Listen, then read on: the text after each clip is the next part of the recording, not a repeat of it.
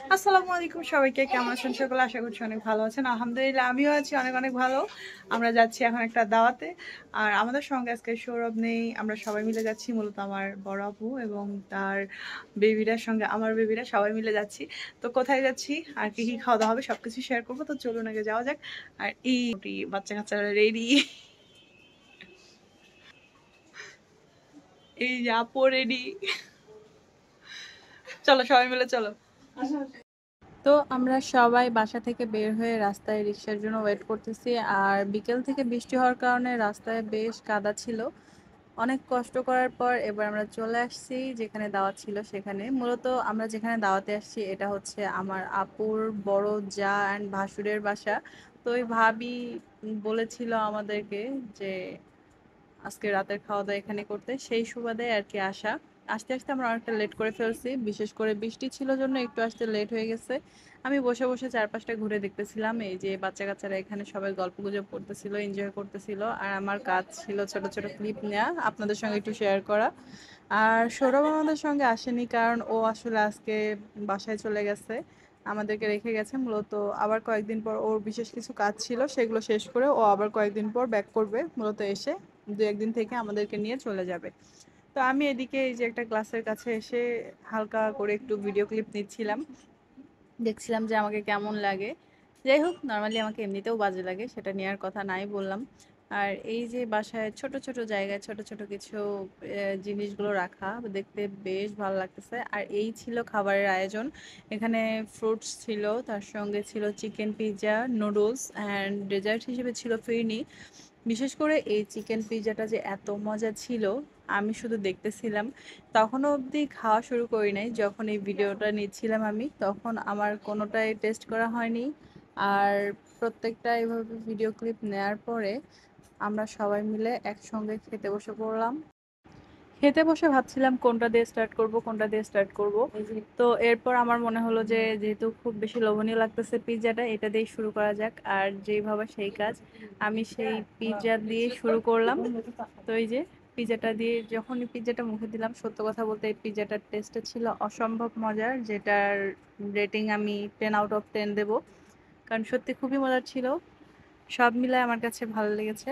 আর pizza খাওয়ার পাশাপাশি এটার পর ছিল নুডলস। মানে আমি এক এক করে প্রত্যেকটা খাবার একটু করে টেস্ট করেছি। বাচ্চারা ওদিকে আলাদাভাবে খাচ্ছিল, নিজেদের মতো এনজয় করতেছিল, আমি শুধু ওদেরকে দেখতেছিলাম প্লাস খাচ্ছিলাম। বাচ্চাদের দিকে খেয়াল রাখতেই ভুলে গেছি, কারণ নিজে খাওয়ার প্রতি এত বেশি মনোযোগ দিয়ে ফেলছি, কি আর বলবো। এখন হয়তো অনেকে আমাকে বলতে পারেন যে মা হইছে অথচ বাচ্চাদের দিকে খেয়াল না রেখে নিজে খাচ্ছে। বলতেই পারেন, স্বাভাবিক ব্যাপার, তাতে আমার কিছু করার নেই। বাচ্চাদের দিকে তো মায়ের খেয়াল অবশ্যই থাকে। এটা আসলে বাহির থেকে যারা দেখে, উপরেরটা দেখে মানুষকে ভিতর থেকে জাজ করা ঠিক না। তো যাই হোক, এবার আমি নুডলস উঠাই নিছি। আর নুডলসটাও আমার কাছে সব মিলিয়ে ভীষণ মজা লাগছে। তো এটার ব্যাপারে আর কিছু বলার নেই। এদিকে সাবার সঙ্গে কথা বলতেছিলাম প্লাস আপুর সঙ্গে কথা বলতেছিলাম, সব মিলিয়ে আমাদের ভীষণ মজা লাগতেছিল। সব কিছুর মধ্যে একটা বিষয় মিস করতেছিলাম, সেটা হচ্ছে সৌরভকে। বাট ওকে তো কি করব, নিয়ে আসা তো সম্ভব হয়নি যেহেতু ও আজকে চলে গেছে। আর এখানেও তো একটু একটু রাস্তা না যে ওকে চাইলে আমি আবার ব্যাক করাইতে পারবো। প্রায় 300 সাড়ে 300 কিলোমিটার দূরত্ব। কি আর করার, খারাপ লাগলেও কিছু করার নেই, সব কিছু মানিয়েই নিজেকে ভালো রাখতে হবে।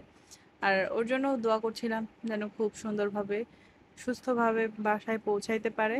আর তার উপর কথা ছিল, এই প্রত্যেকটা খাবার খাচ্ছিলাম, ওর জন্য ভীষণ মনটা পড়া ছিল যে না জানি সে সারাদিন কি খাচ্ছে আর রাতে গিয়ে বাসায় কি খাবে। যদিও বেচারা তেমন কোনো কিছু রান্না করতে পারে না, জাস্ট ভর্তা ভাত আর একটু ডিম ভাজি, এই তার মানে এটাতেই তার আর কি অনেক কিছু। মোল্লার দৌড় মসজিদ পর্যন্ত বলে না, ওই আর কি। তো ওরও দৌড়টা এতটুকুই, এর বাইরে সে তেমন আর কিছুই রান্না করতে পারে না। হয়তো এই কয়েকদিন একটু বাইরে খাবে প্লাস বাসাতেও একটু মানিয়ে নেবে, এই আর কি। কষ্ট করে একটু থাকতে হবে। ওর কাজ না থাকলে ও যেত না, যেহেতু ওর স্কুলের ছুটি আরও কয়েকদিন আছে, বাট কাজের ক্ষেত্রে যেতে হলো। যারা চাকরি করে তাদের জীবনটা এরকমই। আর সবশেষে এবার আমি ডেজার্ট নিলাম, ডেজার্টটাও ছিল অনেক মজার। আমি মোটামুটি প্রত্যেকটা খাবারই এক এক করে ট্রাই করেছি, কিন্তু বাচ্চারা এতগুলো খাবার সব ট্রাই করতে পারেনি। ওদের কাছেও পিৎজাটা অনেক বেশি ভালো লেগেছিল, যার জন্য ওরা শুধু পিৎজাটাই ট্রাই করছে। সব কথার এক কথা হচ্ছে পিৎজাটা সব থেকে বেশি মজা ছিল সবগুলো খাবারের থেকে, মানে ওইটাতে 10 আউট অফ 10 অ্যান্ড অন্যান্যগুলোতে 10 আউট অফ 9 দেওয়া যায়। আর ফ্রুটসে কি বলবো, ফ্রুটস তো লিমিট, এটা সবাই জানেন। সবশেষে আমি ফ্রুটস খেলাম, আর পাশাপাশি ছিল সবশেষে চা, যেটা আর দেখাতে পারি নাই। যাই হোক, ভিডিওর ভয়েসের মধ্যে অনেক নয়েজ থাকছে, এর জন্য আই এম সরি। সবাই ভালো থাকবেন, দেখা হবে নেক্সট কোনো ভিডিওতে। আর ভিডিওগুলো ভালো লাগলে অবশ্যই লাইক কমেন্ট শেয়ার করবেন। আমাদের ইউটিউব চ্যানেলটিকে যারা এখনো সাবস্ক্রাইব করেনি তারা সাবস্ক্রাইব করবেন। আর এই যে সাবাবুড়ির কাজ দেখেন, সে কি অবস্থা করে ফেলছে একা একা খাইতে গিয়ে। সে তো আমার হাতে খাবেই না, সে বড় হয়ে গেছে। তো যাই হোক, আর কিছু বলার নেই, সবাই ভালো থাকবেন, টাটা, গুড বাই।